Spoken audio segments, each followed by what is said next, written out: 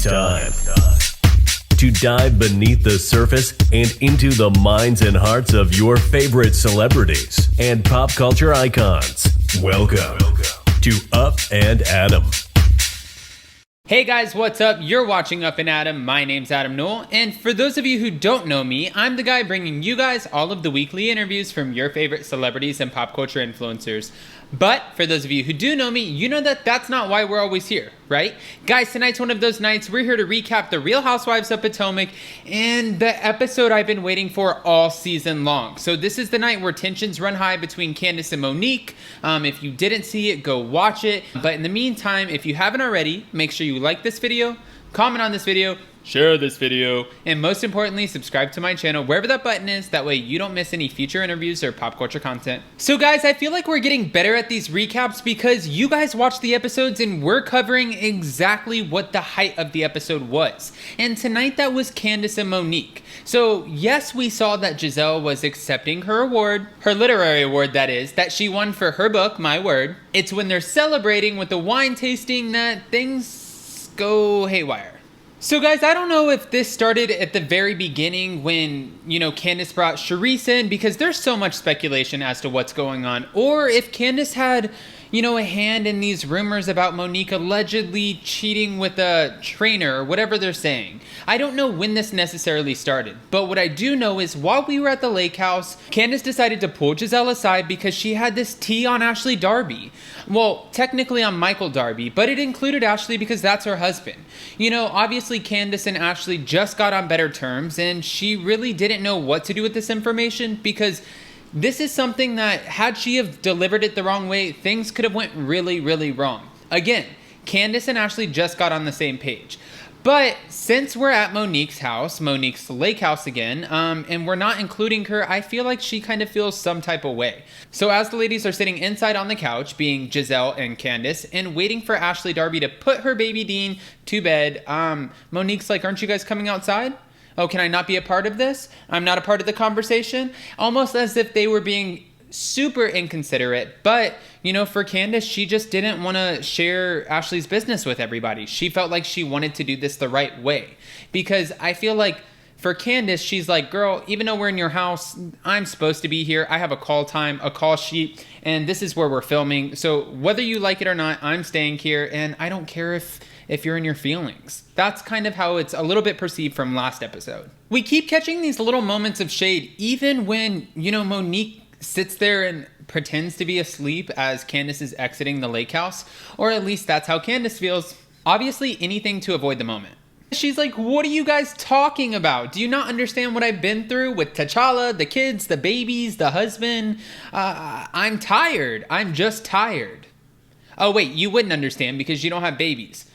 Oof, see, Monique, you could have said that without being a little shady. But like Candace said, now you're starting to mom shame. How is it mom shaming when you're not a mom? So technically, if you were a mom, you would know how much work it is to go through and get all of these kids together, to get the house together, get everything clean, and kind of go through your day to day. That's why Monique's tired. And Monique's saying it's not mom shaming because I'm telling you, you don't understand. I'm just telling you, you simply don't understand because you don't understand. I'm actually curious what you guys think on this one. Do you feel like Monique was mom shaming, or do you feel like Candace is just a little bit in her feelings? Giselle did try to interject, which obvious, and she was trying to say to Monique and Candace, obviously your problems are bigger than just sleeping. You guys had a big friendship. Which Monique is like, no, we had a facade of a friendship. Because it was me putting in and nothing in return. So a facade, a sham, a floozy. That's what Monique is calling this friendship. She's saying it just wasn't real because Monique gave, allegedly, and saying that Candace kind of just took. What Candace is confused about at this point is that Monique really never acted like she had a problem with Candace. And Monique kind of said, listen, I didn't really have a problem with you until Giselle revealed to me that you guys were friends. But now at this point, kind of like Candace, I feel like we're going in circles. Candace is like, okay, as this gets worse and worse, guys, and as you've seen in many housewife fashions before, obviously you cannot put your hands in somebody's face, and this is just kind of the calm before the storm. As silly as that sounds, this at the actual wine tasting, the go back and forth, the kind of talking about sleeping, this is the calm, and then boom, hands are in the face and things just get ugly. The two went back and forth until Monique started demanding, Candace, you better stop putting your hands in my face. Which Candace said, what are you gonna do, Monique? Drag me? Drag me? And Monique just simply asked her, do you want me to? That's when it almost looks like in the camera that Monique goes to grab Candace by the neck, to which we hear Karen yelling, Monique, stop, let her go. Guys, if you haven't already, go check out my interview with Candace Diller Bassett on my page, because I asked her way back in May, June, what happened with you and Monique, and whose side are we going to take once we see the episodes? And she said, listen, once you go back and watch the episodes, make up, your mind for yourself and kind of see where you stand. I'm curious as to where you guys stand. Do you feel like this is more Monique's fault thus far or Candace's fault? Of course, we're not going to get the full video because that's true Bravo or any TV show fashion where they're going to leave us with a little bit of a cliffhanger. But since they did, I wanted to start off with that because that was the height. But Ashley, Darby, and Michael. So we get some sort of explanation as to why Michael was in the strip club, what actually happened that night, and this is what we got.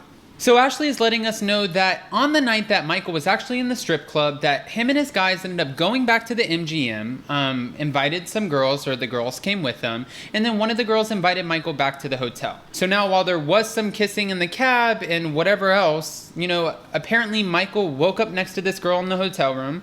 Nothing happened, but as he was getting his stuff, she snapped a photo of him. Now the woman gave this photo to a blog, and at this point, everybody's asking the same thing. Ashley, how and why do you believe Michael? Why do you believe that he didn't have sex with this woman? And Ashley says, you know what, guys, at this point, what does he have to lie about? Ashley just doesn't understand after explaining all of this, why would Michael be lying? Ashley Darby went on to explain that, there's just a different dynamic to her marriage with Michael. One time her and Michael were at a concert and they met a woman that they invited into a three-way situation. So I don't know how much of that I can say on YouTube, but a three-way situation nonetheless, and they were open to it. Open relationship. So pretty much while their relationship has been open in the past, their marriage has been open, Ashley feels like it's time to close that door, and she just wants it to be her, Michael, and baby Dean. And of course the new baby, the one that's on the way. But this is the problem, guys. When you start opening your relationships, your marriage, and whatever else to other parties, usually you start off as one twosome. Then you have another onesome, and then you're a twosome and a onesome. Then one of these twosomes gets with this other onesome, and they become a twosome, and then you're your own onesome, finally resulting in 3 single onesomes. Okay, that's 3 single onesomes. This doesn't work. Open relationships are not good for anybody because somebody's gonna get hurt. Now, this is just from what I've seen with my friends. You guys might know somebody with a successful open relationship and you can tell me to just shove it. I'm sure it works for some people. I'm just saying usually I feel like it doesn't.